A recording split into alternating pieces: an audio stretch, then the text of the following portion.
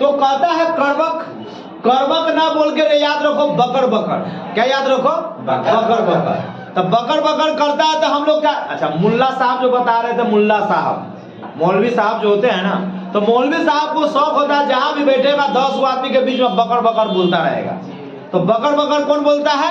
मुल्ला साहब। मुल्ला से याद क्या आ जाएगा? मोहम्मद, मलिक मोहम्मद। मुल्ला से क्या याद आ जाएगा? मलिक मोहम्मद। यानी मोहम्मद साहब जो रहते हैं मंदिर वाला मस्जिद वाला, मलिक मोहम्मद साहब जो मुल्ला साहब, वो क्या करता है? बकर बकर बोलता है। दूसरा कहता है पद। देखिए दो तरीका से, केवल अगर पद देगा तब तो आपको ध्यान रखना है। अगर सूरदास के पद अगर दे ही देगा तब तो दिक्कत नहीं कि उसका कवि हो जाएगा कौन चीज? सूरदास। अगर तुलसीदास के पद देगा तो उसके कवि क्या हो जाएगा? तुलसीदास। ये दो तो खराब को रखने की जरूरत नहीं है। हम आपको थोड़ा सा नॉलेज दे दें। सूरदास का जो पद है ना, वो कृष्ण भक्ति का है। किसका है? कृष्ण भक्ति का है, याद रखिएगा। और जो तुलसीदास का जो पद है वो किसका है? राम रस का है, यानी राम के भक्ति का है ना? किसका है? राम के भक्ति का है, याद रहेगा जी। तुलसीदास के पद किसके लिए है? राम के भक्ति का है। और सूरदास के पद किसका है? कृष्ण भक्ति का है। ये याद रहेगा, क्योंकि क्वेश्चन डाल सकता है कि सूरदास के पद किस भक्ति काल का है या किस भक्ति का है, तो वहां पर याद रखेंगे कृष्ण भक्ति का है। तुलसीदास के पद किस भक्ति का है? राम भक्ति का है, याद रहेगा। सूरदास के पद का कवि कौन हो जाएगा?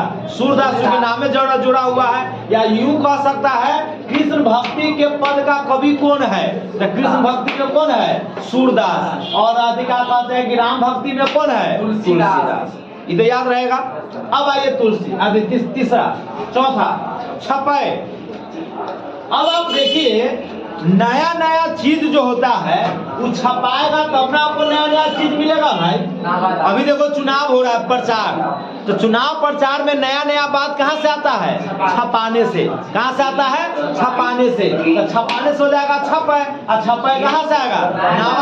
नवादास, मतलब नया नया से, वो पकड़ा जाएगा। अब है कवित। अच्छा, कुमार विश्वास का कवि सम्मेलन कभी देखा है? आज चले खूब देखा है। तो कुमार विश्वास जब जाता है कवि सम्मेलन करने तो पहले 1 घंटा वो 10 मिनट क्या करेगा? भाषण देगा। तो कविता करने से, कवित करने से पहले लोग क्या देता है? भाषण। कविता करने से पहले, कविता सुनाने से पहले लोग 1 घंटा क्या करता है? भाषण। तो भाषण से क्या याद आ जाएगा? भूषण। तो कविता करने से पहले क्या कीजिएगा? भाषण। भाषण से क्या याद आ जाएगा? देखिए ट्रिक इसी को कहते हैं कि एक बार हमको नॉर्मल बात पकड़ना है भैया, जवाब तो अपने आप हमको मिल जाएगा। तो कविता करने से पहले आपको क्या करना है? भाषण। 1 घंटा कस के पकाइए सवाल। हाँ, मतलब मनोरंजन कीजिए, खास से कविता कीजिए। अब चलिए, अब आपको मैं बता दूं, प्रसाद जब गांव देहात में सत्यनारायण भगवान का जब पूजा होता है ना, सत्यनारायण भगवान के क्या होता है? तो पूजा खत्म होने के बाद क्या बटाता है? तो प्रसादी बटाएगा तो ढेरमा ढूंढवी जो बचवा बचवी सब जो होता है बड़ा कोलाहल करेगा, बड़ा कलह करेगा। वो कहेगा रे हम लेबू तो पहले हमरा लेवे दे। तो हल्ला गुल्ला कोलाहल कौन करता है? तू सभी बड़ा किए हुआ है। एक हाथ धर ले लिया हो, वहां पे देखू ना। तो हल्ला कोलाहल कौन करता है? काला करता है प्रसाद लेने के लिए। आए तो कहता है प्रसाद लेने के लिए क्या होता है? कोलाहल करता है, हल्ला करता है। तो हल्ला कोलाहल में क्या आ जाएगा? प्रसाद। तो जय शंकर प्रसाद तो ही जाएगा। शंकर जी के पूजा हुआ, शंकर जी के पूजा हुआ, और शंकर जी के पूजा के बाद क्या बताया? प्रसादी। तो शंकर जी के पूजा के प्रसादी लेने के लिए क्या करता है? बचवा बचवी सब, चलवा चलवी सब कोलाहल करता है, हल्ला करता है। याद रहेगा।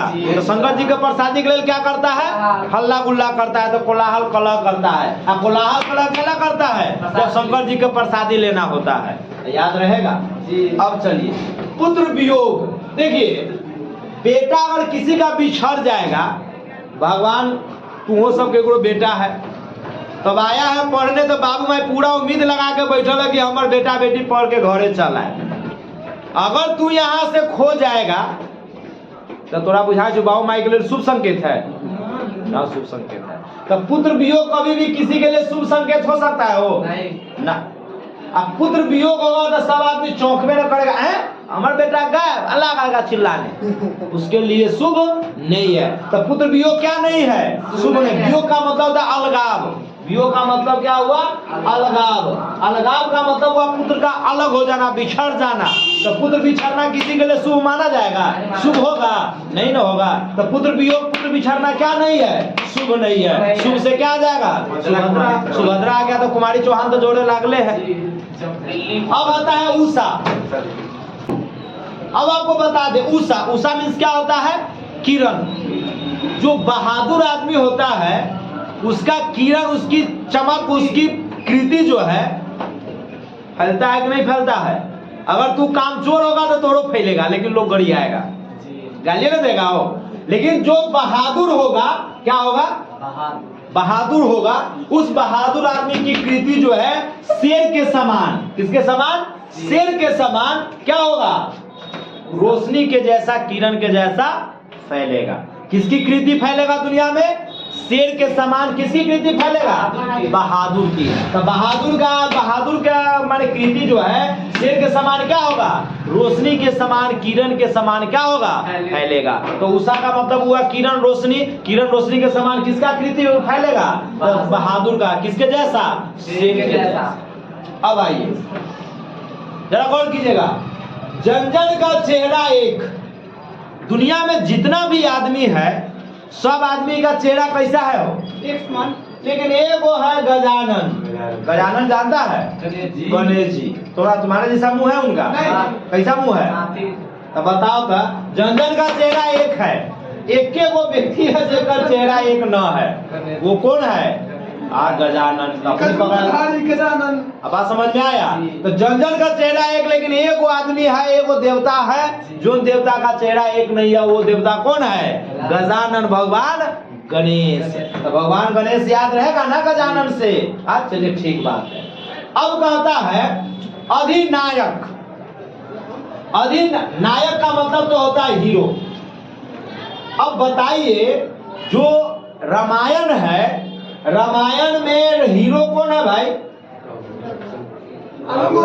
रघु, भगवान राम। अब बेहुदा है और उनको बिल कहता है भगवान राम। रामायण के हीरो कौन है? अब भगवान आदि। रामायण के विलन कौन है? रावण। अब आदि रामायण के हीरोइन कौन है? हाँ देखिए, कृष्ण लीला के हीरो कौन है? कृष्ण। वही में के हीरोइन कौन है? राधा जी। अब बताइए, बात समझ में आ रहा है ना? तो बताओ, अधिनायक, नायक का मतलब हुआ हीरो। अब भैया रामायण में हीरो कौन है? रघु जी। भगवान रघु किसको बोलते हैं? रघुपति राघव राजा राम, रघुकुल रीत सदा चली आई, प्राण जाई पर। बात समझ में आया?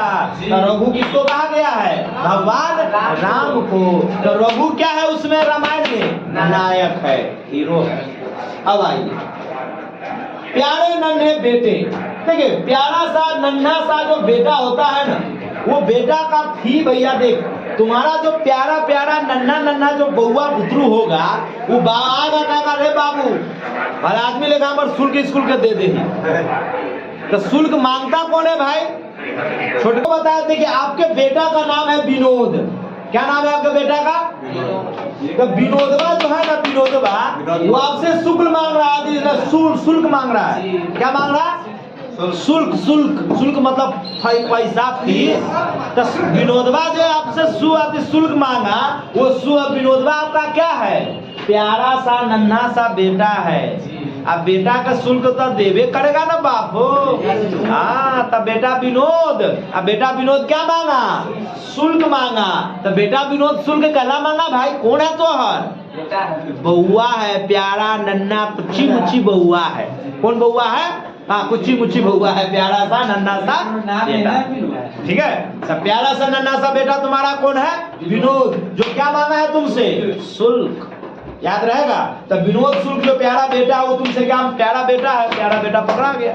अब आइए, अशोक के बारे में तो जानता होगा, जीतने वाला। लेकिन वो ये भी जानता था कि जीत और हार जीवन का उद्देश्य है। वो जब लिए थे, क्या बोलते हैं इसका, पद्मावती के, पद्मावत है ना, और राधि क्या कहते हैं कि कलिंग के युद्ध में जब उसके शरणों में जाती है उसकी बेटी के पास, तब वहां पर अशोक कहता है कि देखो, जीवन का उद्देश्य, जीवन में हार और जीत तो लगा रहता है, लेकिन हम ये जीत पाकर भी हम क्या हो गए हैं? हार गए हैं, और हार कर भी कौन जीत गई? वो लड़की जीत गई। तो जीत कर भी हार कौन गई? जीत हार मतलब हार कर जीती वो लड़की, जीत कर हार कौन गया? अशोक। तो जीत कर भी कौन हारा? अशोक। वो अपना स्वीकार किया था हार, और अपना तलवार लेकर बोला था कि तुम अगर चाहो तो मेरा गर्दन काट सकती हो। तो वो पद्मावती कहता है कि नहीं, हम आते सर झुके हुए हैं, सर को हम कहते तलवार नहीं उठाते हैं। उस समय अशोक जो था वह जीत कर भी क्या किया? हार गया। तो जीत कर भी कौन हारा था? अशोक हारा था। अब समझ में आया? कलिंग को जीत लिया था, लेकिन एक शब्द जो पद्मावती का था, पद्मावत का, वो एक शब्द के कारण अशोक जीत कर क्या किया? अब आइए गांव में जाइएगा ना, गांव के घर में तो सब घर में पत्नी होती है। अब पत्नी होती है तो पति भी तो होता है।